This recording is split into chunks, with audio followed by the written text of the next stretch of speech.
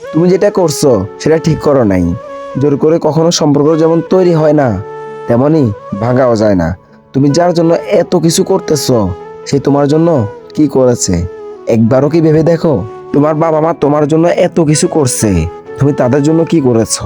তোমার বাবা মা তোমাকে এত কষ্ট করে লালন পালন করে এত বড় করেছে, তোমার হাত কেটে রক্ত দেখার জন্য?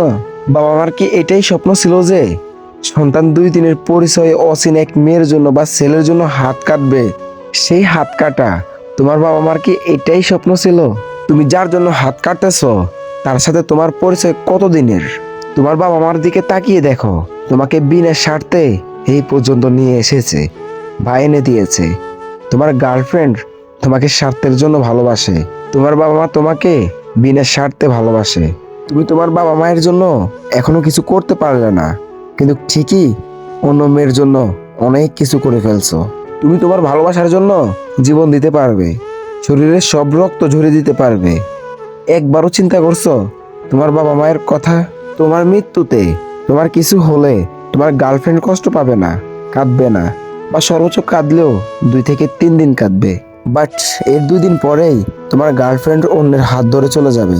কিন্তু যে তোমাকে সারা জীবন মনে রাখবে, সারা জীবন তোমার জন্য কাঁদবে, তার কথা একবারও ভেবেছো? জানো, তোমার এই হাত কাটা রক্তাক্ত শরীরটা দেখে তোমার বাবা মা কতটা কষ্ট পাবে? সন্তান যতই অপরাধ করুক না কেন, বাবা মা সব সময় ভালোবেসে যায়। আর গার্লফ্রেন্ড একটু ব্যতিক্রম হলেই কি হয়, সেটা তো বুঝতেই পারছো। ভিডিওটি যদি ভালো লাগে তাহলে অবশ্যই লাইক করতে ভুলবে না, আর তোমার মতামত কমেন্ট করে জানাবা। চ্যানেলটি সাবস্ক্রাইব করতে অবশ্যই ভুলবে না। তো আজকের ভিডিওটি এই পর্যন্তই ছিল। দেখা হচ্ছে পরবর্তী কোনো ভিডিওতে। তোমার সবাই ভালো থাকবা। টাটা, আল্লাহ হাফেজ।